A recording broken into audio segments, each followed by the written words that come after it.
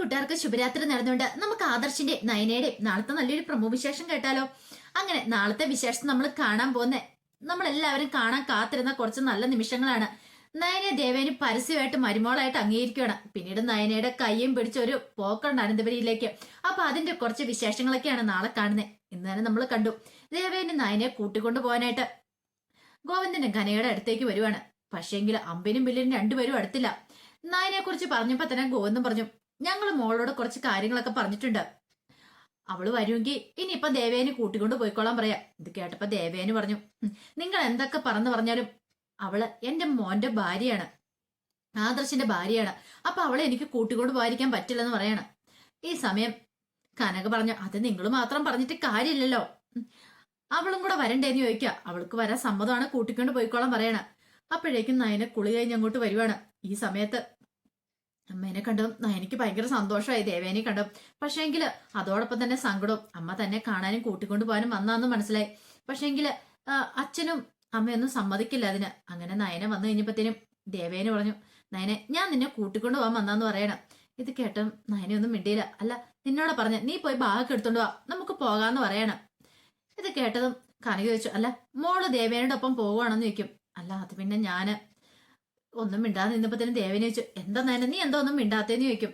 അത് പിന്നെ ഞാൻ വരുന്നില്ല അമ്മേന്ന് പറയണ. വരുന്നില്ലേ, അതെന്താ വരാത്തെ? അത് പിന്നെ ഞാൻ വന്നിട്ടുണ്ടെങ്കില്. ഇത് കേട്ട് കഴിഞ്ഞപ്പം ഗോവിന്ദൻ പറഞ്ഞു, എന്റെ മോള അവള്, ഞാൻ വളർത്തിയ മോള, എന്റെ ബാക്കിനെ ധിക്കരിച്ച് അവള് വരത്തില്ല എന്ന് പറയണം. എനിക്കറിയാം നിങ്ങൾ എന്തോ അവളോട് പറഞ്ഞു പിടിപ്പിച്ചു വെച്ചിട്ടുണ്ട്, അതുകൊണ്ടാണ് അവള് വരാതിരിക്കുന്നത്. അല്ലെങ്കിൽ ഉറപ്പായിട്ട് അവള് വരുമെന്ന് പറയാം. മോളെ നയനെ നീ ഇല്ലാത്തോണ്ട് ആദർശാണ് രാത്രി ഉറങ്ങുന്ന പോലെയില്ല, അവന് ഉറക്കമില്ല. അവന്റെ സങ്കടം കണ്ട് എനിക്ക് സഹിക്ക വയ്യാതെ ഞാൻ ഇങ്ങോട്ട് നിന്നെ വിളിക്കാനായിട്ട് വന്നേ എന്ന് പറയണം. ഇത് കേട്ടപ്പോ നയന പറഞ്ഞു, അതെനിക്ക് പറഞ്ഞെന്ന് ആഗ്രഹമുണ്ട്, പക്ഷെ എങ്കില് വന്നു കഴിഞ്ഞിട്ടുണ്ടെങ്കിൽ പിന്നെ അച്ഛനും അമ്മയും എന്നോട് ഇങ്ങോട്ട് കേരളെന്നാ പറഞ്ഞിരിക്കുന്നു പറയണം. ഇത് കേട്ടപ്പോ ദേവേന പറഞ്ഞു, ഓഹോ അപ്പൊ അങ്ങനെയാണല്ലേ കാര്യങ്ങള്, വെറുതെ അല്ല ഇവള് വരില്ല എന്ന് പറഞ്ഞെന്ന് പറയണം. ഇത് കേട്ടപ്പോ കനക പറഞ്ഞു, പറഞ്ഞാൽ എന്താ തെറ്റിരിക്കുന്നേ? ഇത്രയും കാലമായി നിങ്ങൾ ഇന്ന് വരെ ഇവളെ മരുമോളായിട്ട് കണ്ടിട്ടുണ്ടോ? നിങ്ങളുടെ മരുമോളല്ലേ ഇവള്, നിങ്ങളുടെ മകന്റെ ഭാര്യയല്ലേ, മോളുടെ സ്ഥാനത്ത് കാണണ്ടല്ലേ? ഒന്നുമല്ലേലും കുറെ കാലം നിങ്ങൾക്ക് അവിടെ വെച്ചു കൊള്ളുമ്പോഴല്ലേ ആ പരിഗണനയെങ്കിലും കൊടുത്തോ? ഒരു വേലക്കാരുടെ സ്ഥാനമെങ്കിലും നിങ്ങൾ ഇവൾക്ക് കൊടുത്തോ? പിന്നെ എന്തിനെ വേണ്ടി നിങ്ങൾ ഇവളെ വിളിക്കാമെന്നേ? അടിമപ്പണി ചെയ്യിക്കാനാണെന്ന് നിൽക്കും. ഇത് കേട്ടപ്പോ ദേവേന് പറഞ്ഞു, അതിനിപ്പം നയനല്ലോ വീട്ടിൽ ജോലികളൊക്കെ ചെയ്യുന്നേ, ഞാനല്ലേ. ഇവൾക്ക് അവിടെ പ്രത്യേകിച്ച് ജോലിയൊന്നുമില്ല, ഇവള് കമ്പനിയിൽ പോകുന്നു, വൈകുന്നേരം വീട്ടിൽ വരുന്നു. സംശയം കൊണ്ട് ഇവളോട് ചോദിച്ചു നോക്കാൻ പറയാണ്. കനക പറഞ്ഞ അതൊക്കെ ശരി തന്നെയായിരിക്കും, പക്ഷെങ്കില് ഇവൾക്ക് അവിടെ കിട്ടേണ്ട പരിഗണന കിട്ടുന്നുണ്ടോ? എല്ലാവരുടെ ആട്ടും തുപ്പും കേട്ട് കിടക്കുന്നേ. അല്ല ദേവേന് തന്നെ ഹോസ്പിറ്റലായിരുന്ന സമയത്ത് എന്തൊക്കെയാ പറഞ്ഞോണ്ട് കിടന്നേ നയനമോള്, കാരണം ദേവേനിക്ക് അങ്ങനെ അസുഖങ്ങളൊക്കെ വന്നേന്ന്, ഇവള് പാലിനകത്ത് എന്തോ വിഷം കലർത്തി തന്നേന്ന്. വെറുതെ എന്തിനാ എന്റെ മോളെ ഇങ്ങനെ ഓരോ ചീത്ത കേൾപ്പിക്കാണ്ട് ഞാൻ അങ്ങോട്ടേക്ക് പറഞ്ഞു വിടുന്നേ? ഞങ്ങള് അച്ഛനും അമ്മയുമാണ്, ഞങ്ങൾ എത്ര നാൾ വേണം ഞങ്ങള് കണ്ണടയുന്നോളം വരെ ഞങ്ങളെ മോളെ നോക്കിക്കോളാം, ഞങ്ങൾക്ക് ഒരിക്കലും അവളുടെ ബാധയായിട്ട് മാറില്ല എന്ന് പറയണം. ഇത് കേട്ടപ്പോ ദേവേന് പറഞ്ഞു, നിങ്ങൾ എന്തൊക്കെ പറഞ്ഞാലും ശരി, ഞാൻ ഇവളെ കൊണ്ടുപോകുന്നു പറയണം.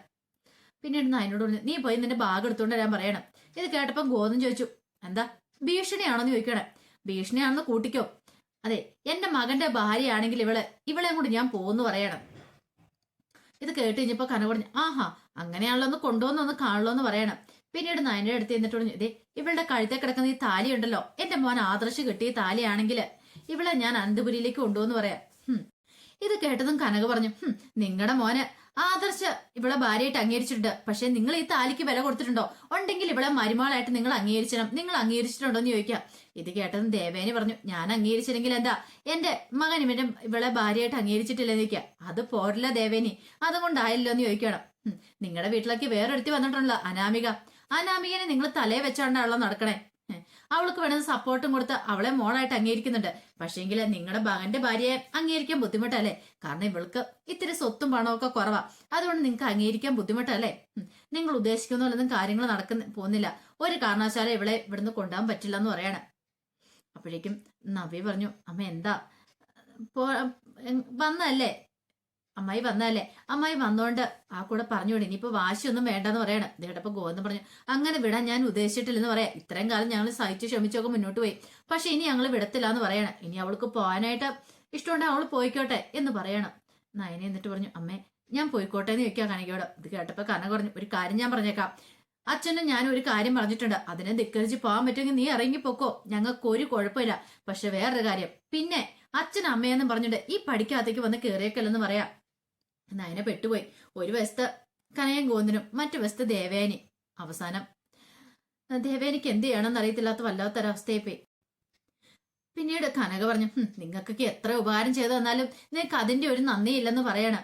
അല്ലെങ്കിൽ തന്നെ എന്റെ മോള് നിങ്ങൾക്ക് വേണ്ടി എത്ര വലിയ ത്യാഗമാ ചെയ്തേ, എന്നിട്ട് അതുപോലും നിങ്ങൾ മനസ്സിലാക്കാതെയാണല്ലോ എന്ന് പറയണം. ഇത് കേട്ടതും ഗോവിന്ദൻ കനകനെ ഒന്ന് നോക്കുവാണ്.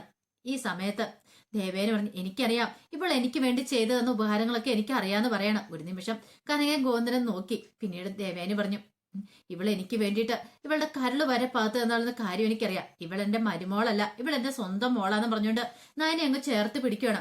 ഇവളെ ഞാൻ ആർക്കും വിട്ടുതരില്ല. ഇവള് ഇപ്പൊ എന്റെ ആദർശിനേക്കാളും എനിക്ക് അത്ര പ്രിയപ്പെട്ടാന്ന് പറയാണ്. ഇത് കേട്ടപ്പം കനക ചോദിച്ചു, നിങ്ങൾ ഈ പറയുന്നൊക്കെ വെറുതെ കള്ളത്തരം പറയുന്നല്ലേ നിൽക്കും, സത്യ പറയുന്നേ, അല്ലെങ്കിൽ സ്വന്തം മോളോട് ചോദിച്ചു നോക്ക്. ഇവളെ എനിക്കിഷ്ടം, ഞാൻ അറിഞ്ഞു ഇവളാ എനിക്ക് ജീവൻ പകുത്ത് നൽകിയ എന്നുള്ള കാര്യം. അതറിഞ്ഞപ്പം മുതൽ ഞാൻ ഇവളെ സ്നേഹിക്കുന്ന, ഇവൾക്ക് എന്നോടും അതേപടി തന്നെ സ്നേഹമാണ്. അതുകൊണ്ട് എനിക്ക് ഇവളെ ഒരു നിമിഷം പോലും കാണാതിരിക്കാൻ പറ്റില്ല. പിന്നെ ഈ കാര്യങ്ങളൊന്നും വീട്ടിൽ ആർക്കും അറിയത്തില്ല, ഞങ്ങൾ ആരോടും തുറന്നു പറഞ്ഞിട്ടില്ല എന്ന് പറയാം. ഇത് കേട്ടപ്പം ഗോവിന്ദൻ കനയോട് ചോദിച്ചു, ഗോവിന്ദൻ നയനോട് ചോദിച്ചു, സത്യമാണോ മോളെ പറയണെന്ന് നിൽക്കും. നയന പറഞ്ഞു, സത്യം വെച്ചാ ഇത്രയും കാലം അത് ആരോടും പറയായിരുന്നെന്ന് പറയണം. കനക പറഞ്ഞു, എങ്കിൽ പിന്നെ ആ കാര്യം മുമ്പ് അങ്ങോട്ട് പറഞ്ഞാൽ പോരായിരുന്നു ചോദിക്കും. നയന പറഞ്ഞു, ആരോടും അമ്മ പറയല്ലെന്ന് പറഞ്ഞോണ്ടാ ഞങ്ങൾ പറയായിരുന്നേന്ന് പറയണം. പെട്ടെന്ന് തന്നെ കനക പറഞ്ഞു, എന്തായാലും ഇത് കുറച്ച് കടന്ന കൈയായി പോയിട്ടോ, ഇത്രയും നാളും ഇത് ഒളിപ്പിച്ച് വെച്ചോണ്ടിരുന്നേ. അങ്ങനെയുണ്ടെങ്കിൽ ഞങ്ങൾ പണ്ടേ മോളെ അങ്ങോട്ട് പറഞ്ഞു വിടുമായിരുന്നോ, പറഞ്ഞു വിടില്ലായിരുന്നോ, ഈ പ്രശ്നത്തിന്റെ വല്ല കാര്യം ഉണ്ടായിരുന്നു ചോദിക്കണം. ഈ സമയം ദേവയാനി പറഞ്ഞു, ഇവളെ ഇപ്പൊ ഞാൻ സ്നേഹിക്കുന്ന എങ്ങനെയാന്ന് ഇവളോട് ചോദിച്ചു നോക്കിയാൽ മനസ്സിലാവും. ഇവളെ എനിക്ക് ഒരു നിമിഷം പോലും കാണാതിരിക്കാൻ പറ്റില്ല. അതുകൊണ്ടല്ലേ ഇവളെ കാണാതിരുന്ന് കഴിയുമ്പത്തേനും ഞാൻ ഇങ്ങോട്ടേക്ക് ഓടി വന്നേ, എന്റെ മോളെ കാണാനായിട്ട്, എന്റെ മോളെ കൂട്ടിക്കൊണ്ട് വന്നിട്ട് വന്നേന്ന് പറയണം. പിന്നീട് പറഞ്ഞു, ഞാൻ ഇവളെ കൊണ്ടുപോയിക്കോട്ടെ, ഇവളില്ലാതെ എനിക്ക് അങ്ങോട്ടേക്ക് പോകാൻ പറ്റില്ല എന്ന് പറയാം. ഇത് കേട്ടപ്പോ കനക പറഞ്ഞു, ധൈര്യമായിട്ട് കൊണ്ടുപോയിക്കോ, ഇത് ഞങ്ങൾക്കൊന്ന് അറിഞ്ഞാൽ മാത്രം മതിയായിരുന്നു പറയണ. പിന്നീട് നയനോട് പറഞ്ഞു, മോള് പോയി ബാഗ് എടുത്തോണ്ട് വരാൻ പറയണ. അങ്ങനെ നയനെ പോയി ബാഗ് എടുത്തോണ്ട് വന്നു. ദേവേനെ നയനയുടെ കയ്യിലേക്ക് പിടിച്ചിട്ട് നമുക്ക് ഇറങ്ങിയാലോ എന്ന് ചോദിക്കുകയാണ്. അങ്ങനെ നയനെ അവരോടൊക്കെ യാത്ര പറഞ്ഞിട്ട് ഇറങ്ങുവാണ്. അങ്ങനെ അവരും കൂടെ ഇറങ്ങിപ്പോന്ന ആ കാഴ്ച കണ്ടു കഴിഞ്ഞപ്പോഴത്തേനും നവ്യ പറഞ്ഞു, എന്നാലും എന്തൊരു അത്ഭുതം അല്ലേ അമ്മേന്ന് ചോദിക്കുകയാണ്. ഇത് കേട്ടതും കനക പറഞ്ഞു, അത് ശരിയാ, എത്രയോ കാലങ്ങളായി നമ്മൾ ആഗ്രഹിക്കുന്ന ഒരു കാലമാണ്, ഇങ്ങനെ ഒരു സമയമാണ്. ഈ ഒരു നിമിഷത്തിന് വേണ്ടിയല്ല നമ്മൾ കാത്തിരുന്നേ, അവസാനം ആ സമയം വന്നെത്തിന്ന് പറയാണ്. നവ്യ പറഞ്ഞു, അവള് ഭാഗ്യമുള്ള, അതുകൊണ്ടല്ലേ ആദ്യം ആദർശേട്ടൻ അംഗീകരിച്ചു, ഇപ്പൊ അവളുടെ അമ്മായിമ്മയെ അവളെ അംഗീകരിച്ചു കഴിഞ്ഞു. ഇനി അവൾക്ക് പേടിയൊന്നും വേണ്ട, സന്തോഷമായിട്ട് അനന്തവരി കഴിയാം. പക്ഷെ എന്റെ കാര്യമാന്ന് പറയണ. ഇത് കേട്ടപ്പം ഗോവിന്ദൻ പറഞ്ഞു, സാരമില്ല മോളെ, അതൊക്കെ ശരിയാവെന്ന് പറയണ. നവ്യ പറഞ്ഞു, അത് ശരിയാവുന്നുള്ള പ്രതീക്ഷകളൊന്നും എനിക്കില്ല അച്ഛാ, ചിലപ്പോ ശരിയാവുമായിരിക്കും. ഇപ്പൊ അബി എന്നോട് കുറച്ച് സ്നേഹമൊക്കെ കാണിക്കുന്നുണ്ട്, പക്ഷെ അത് എത്ര കാലത്തേക്കാന്നും പറയാൻ പറ്റില്ല. ഒരു പക്ഷേങ്കില് കുറച്ച് നാളത്തേക്ക് കാണുമായിരിക്കും, എന്തേലും കാര്യസാധ്യത അവനുണ്ടായിരിക്കും. അതുകൊണ്ടായിരിക്കും അവൻ എന്നോട് ഈ സ്നേഹമൊക്കെ കാണിക്കുന്നത്. കുറച്ചാൾ കഴിയുമ്പോൾ അവന്റെ ആവശ്യം നടന്നു കഴിയുമ്പോഴത്തേനും അവൻ എന്നെ ഒരു കറിവേപ്പില പോലെ തള്ളിക്കളയും. അത് മാത്രല്ല എന്റെ അമ്മായിമ്മ, അവൻ ഇതുപോലൊന്നും ഒരിക്കലും എന്നോട് സ്നേഹം കാണിക്കുന്ന എനിക്ക് തോന്നില്ല. അവർക്ക് ഇപ്പോഴും സ്വത്തും പണവും തന്നെയാ പ്രധാനം എന്ന് പറയാണ്. ഇത് കേട്ടപ്പോ നന്ദു പറഞ്ഞു, അതൊക്കെ മാറും ചേച്ചി, ചേച്ചി ധൈര്യമായിട്ടിരിക്കാം. ഇപ്പൊ തന്നെ കണ്ടില്ലേ, ഒരിക്കലും ഈ പറയുന്ന ദേവയാനി ആന്റി നയനേച്ചി അംഗീകരിക്കും നമ്മളാരെങ്കിലും പ്രതീക്ഷിച്ച കാര്യമാണോ? ഇത്രയും നാളും കാത്തിരുന്നെങ്കിലും ആ കാര്യമൊക്കെ നടന്നില്ലേ, ഇനി ഇതുപോലെ അത് നടക്കൂന്നൊക്കെ പറയാണ്. ആ സമയം കാറി വീട്ടിലേക്ക് പോണ സമയത്ത് നയനോട് ദേവേനെ പറഞ്ഞു, എനിക്ക് ആവപ്പെടെ വിഷമായിരുന്നു, വേറൊരു നിവൃത്തി ഇല്ലാത്തതുകൊണ്ടാ മോളെ ഞാനിതൊക്കെ തുറന്നു പറഞ്ഞെന്ന് പറയാം. നയന പറഞ്ഞു, എനിക്ക് പലവട്ടം പറയണമെന്ന് ആഗ്രഹം ഉണ്ടായിരുന്നു അച്ഛനോടും അമ്മയോടും, പക്ഷെ എങ്കിൽ അമ്മ തടഞ്ഞുകൊണ്ട് മാത്രമാണെന്ന് പറയാണ്. പിന്നീട് നയന പറഞ്ഞു, ഇനിയിപ്പോ നമ്മള് വീട്ടിൽ ചെന്ന് കഴിയുമ്പോഴോ അതൊക്കെ ഞാൻ നോക്കിക്കോളാന്ന് പറയാണ്. വീട്ടിൽ ചെന്ന് കഴിയുമ്പോഴത്തെ കാര്യം ഓർത്ത് മോള് വിഷമിക്കണ്ട, ആദർശന് നല്ല വിഷമമുണ്ട് മോള് വീട്ടിലേക്ക് വരാത്തേല്. ഇത് കേട്ടപ്പോ നയന പറഞ്ഞു, ഞാൻ വിളിച്ചിട്ട് ആദർശന് കോള് പോലും എടുത്തിട്ടില്ലെന്ന് പറയാ. അത് മോള് വരാത്തതിന്റെ ഉള്ള സങ്കടം കൊണ്ടാ, മോൾ അതൊന്നും ഓർത്ത് വിഷമിക്കണ്ട കേട്ടോ എന്നൊക്കെ പറയാണ്. അങ്ങനെ നയനയുടെ കൈയും പിടിച്ചുകൊണ്ട് ദേവേനെ അങ്ങോട്ടേക്ക് വരുമ്പോഴത്തേനും ആദർശ് ഒരു നിമിഷം അന്തം വിട്ട് നിൽക്കുകയാണ്. ആദർശ് ഓർത്ത്, അമ്മ നയനയെ കൂട്ടിക്കൊണ്ട് വരാൻ പോയതാണോ എന്നൊരു ചിന്ത ആദർശിനെ മനസ്സിലേക്ക് ഉണ്ടാകുന്നുണ്ട്. പെട്ടെന്ന് അങ്ങോട്ട് ആദർശ് ഒന്നു എന്നിട്ട് ചോദിച്ചു, അല്ല അമ്മയുടെ കൂടെ നയനയോ, ഇതെങ്ങനെ സംഭവിച്ചു? അല്ല സത്യം പറയാമേ, അമ്മ നയനയെ കൂട്ടിക്കൊണ്ട് വരാൻ പോയതാണെന്ന് നിൽക്കും. ഇത് കേട്ട് കഴിഞ്ഞപ്പോ തന്നെ ദേവേനി പറഞ്ഞു, അതെ ഞാൻ ഇവളെ കൂട്ടിക്കൊണ്ട് പോവാൻ പോയതാന്ന് പറയണം. അല്ല എന്ത് പറ്റിയമ്മേ, അമ്മ ഇങ്ങനെയൊന്നും ചെയ്യുന്നല്ലോ എന്ന് പറയണം. അത് പിന്നെ നിന്റെ സങ്കടം കണ്ടിട്ട് എനിക്ക് സഹിക്കാൻ പറ്റില്ല ആദർശെ, അതുകൊണ്ടാന്ന് പറയണം. ഇത് കേട്ട ആദർശന് ചില സംശയങ്ങളൊക്കെ ഉണ്ടാവുക, അങ്ങനെ ഒരിക്കലും വരേണ്ടതല്ല. പക്ഷെ എന്തോ എവിടെയോ ഒരു കാര്യമുണ്ടെന്ന് മനസ്സിലായി. ഒരുപക്ഷെ ഇനി അമ്മ സത്യങ്ങളൊക്കെ അറിഞ്ഞ് നയനയെ കൂട്ടിക്കൊണ്ട് വന്നാണോ എന്നൊരു ചിന്ത ആദർശിന്റെ മനസ്സിലേക്ക് ഉണ്ടാവുകയാണ്. അപ്പൊ അതിന്റെ വിശേഷങ്ങളൊക്കെ നാളെ കാണാൻ പോന്നെ. ആ വിശേഷങ്ങൾക്കായി നമുക്ക് എല്ലാവർക്കും കാത്തിരിക്കാട്ടോ. ഒരിക്കൽ കൂടി എല്ലാവർക്കും ശുഭരാത്രി നേർന്നുകൊണ്ട് നിർത്തുന്നു. നന്ദി.